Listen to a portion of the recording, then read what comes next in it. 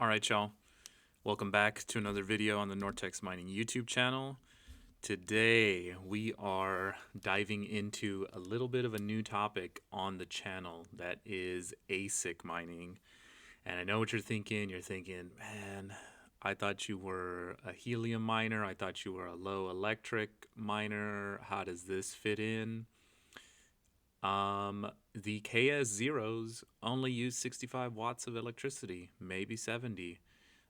Even the KS0 Pros that were later released also only use 100 watts of power. So these are kind of like mini ASICs that are pretty friendly for us at home miners. It's not going to chew up a whole bunch of electricity, it's not going to spike your bill.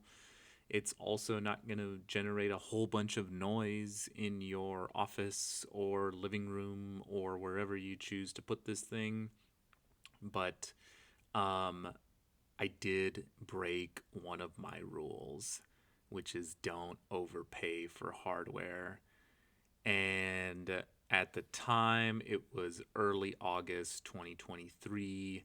Um, so this was probably right around, like right after we got this pop, right up to about 5 cents. And it was just, the Ice River ASICs had been kind of proven to be legit. They had proven to be a reputable enough um, manufacturer that was getting hardware out to people. So I think a lot of folks that kind of got in around this like April, May timeframe probably did the best. Unfortunately, I was dragging my feet and I was waiting to see if Ice River was actually going to be legit or not. So I waited until the end of July, and by that point, things were taking like months to get delivered.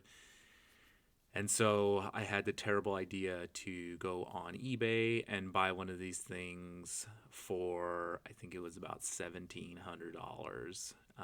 So again, FOMO is absolutely real. Um, I definitely overpaid for the KS0. Um, Hopefully, the end of 2024, end of 2025, I'll be happy with the purchase. But here's a look at what I did to kind of prepare myself. And I said, okay, I'm going to take a 3% decay per day for what it was making at that time on August 2nd, which is like $19 per day for one of these KS zeros, which is like nuts, right? Like a $500 piece of equipment making $19 per day. That's a ridiculous, absolutely ridiculous cash on cash return. So I thought, okay, even if it decays 3% per day, I can graph that out and see something like this, right? By the time September comes around, it's probably going to be like $4 per day. By the time October comes around, it's going to be closer to 2. And, I didn't correct for, the price going up. Because I'm worst case scenario, right? Like, December, this thing's going to go to 0. And so, like, it'll be making 20 cents a day or something like that, right? So I decided to track it. So this is my 5 months of KASPA mining and what I actually got paid out.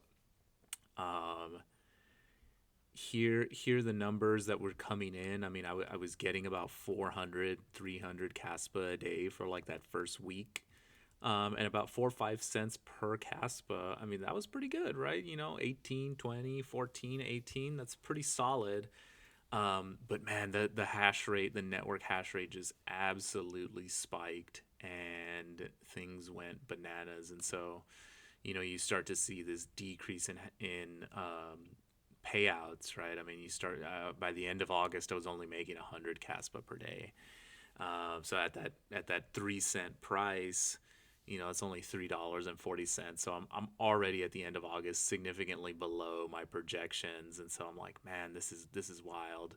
This is even crazier than I thought, right? So then you get into September, and again, just a deep um, decrease in earnings in terms of yield of the coin. The price starts to go back up at the end of September, getting closer back to that 5 cent mark, and so averaging around $2 to $4 per day. So it starts to kind of get more in line with the projections, right? I mean, by the end of September, I was projecting only $3 per day in earnings. So October kind of, steadies out a little bit because the price stays at 5 cents for most of October. So I'm still getting 50 KASPA almost every day now. It's like 2 out of 3 days, maybe around there. And so I'm right about where these projections are. So I'm like, okay, cool. Like maybe I didn't, completely screw this up. Now all I got to do is wait for the coin to go up, right?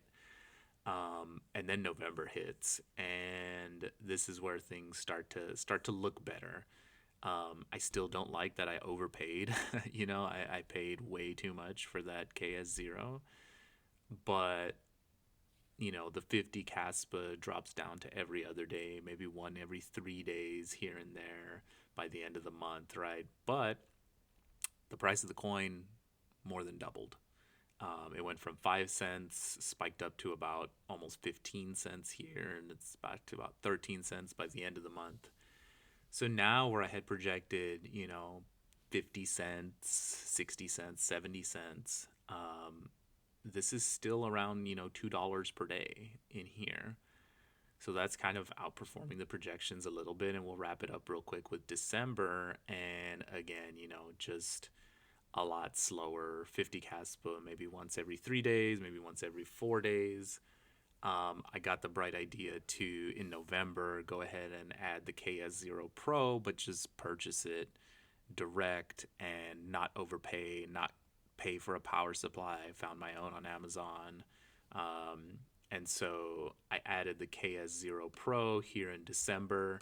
And so that picks back up the mining yield, right? So now I'm getting 53 out of 4 days, 2 out of 3 days, which is a decent way to end the year. Again, hash rate's still going up. I mean, there's still a ton of more, big boy miners coming on, KS2s, KS3s.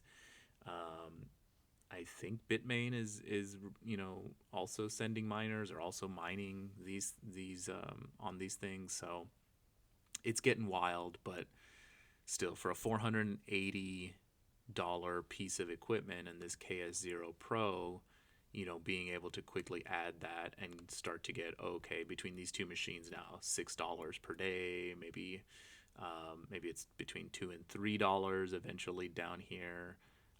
If you're only getting, $10 every 3 days, that's like 330, 333. So yeah, so that's kind of, oh, let me show you this earnings, what the actual earnings turned out to be, right? So here are the actuals. It starts kind of along this downward trajectory, kind of like how I had anticipated. But in October even, there's days where you make zero, and there's days where you make 250, 250, 250, 250, and then once the price of the coin starts to go up, then you start to see, okay, yeah, you're making every other day, but now it's maybe $6 every other day, so $7 every other day. So you're still in that 3 to 350 range. And now that I've added the KS0 Pro, it's kind of stabilized earnings around, $2 3 every other, or excuse me, $2 3 every day, which is like $5 to $6 every other day in payouts. So, this is an honest look at it, man. I mean, you think, I'm immune to the FOMO, and I'll wait it out, and just don't need to worry about it. It's tough. It's tough. I mean, these things came on, and people were getting them quickly, and people were getting them online, and I couldn't resist. So, if you can go back in time, or if you can talk to your younger self, I mean, tell them, hey, there's always going to be a super profitable miner. Get in as early as you can. Start when nobody's mining these things, or again, be in a strong enough financial situation that you can afford to take the risk. You can afford $1,000 risk here on a KS0 right as soon as they release. I didn't have that risk tolerance, and this is what happens. But the good thing is, is the price of the coin has started to go up. Here's the look at KASPA, and like I said, here's that November, those 2 weeks in November, things shot up, and I mean overall, there's a lot to be bullish on this project. I mean, the tech is fantastic, the team is phenomenal, they're working day and night on this Rust implementation, so I've got a lot of good things, you know, that I'm thinking about as far as Caspa goes. So I don't think this was a bad purchase. I'm still happy I did it. I'm still happy to take the depreciation on these two pieces of hardware and keep mining on this. And there's other ways to kind of take advantage of this hash rate too, the profitability too. Um, Casp is on unminable. You can get paid out in other coins if you want. So a lot of options with these types of things. So overall, again, I came in with the projection that this was gonna sharply decrease over these months, and it happened. Were my projections on the money? I would say no. Were they close enough? Yeah, I went in knowing what the risk was and knowing what um, the potential decline was going to be. And so, you got to keep those things in mind when you're buying ASICs, when you're buying anything that's just like so profitable in the moment. These earnings are going to decrease and decrease fast. So I think my advice to my younger self would be um, take it easy, take your time, wait for the hardware to come in. Don't overpay for hardware. Just take your time. If it really is that great of a project and it's going to continue to be profitable, you can afford to wait the 1 to 2 months or whatever that it's going to be to get the hardware. So keep your costs low so that way you don't have to mine or you don't have to count on the coin going to the moon. You can still, mine a decent amount and recoup that $400-500 price of the hardware. $600, I forgot what these things were. Um, so yeah, I mean, that's really what there is to learn on this one. Um, Definitely going to keep in mining. Like I said, the KS0 is only 65 watts. The KS0 Pro is only at 100 watts. Um, what do you guys think about overclocking? I mean, I know there's overclocks out there. Do you guys think it's worth it? Should I overclock my KS0 Pro?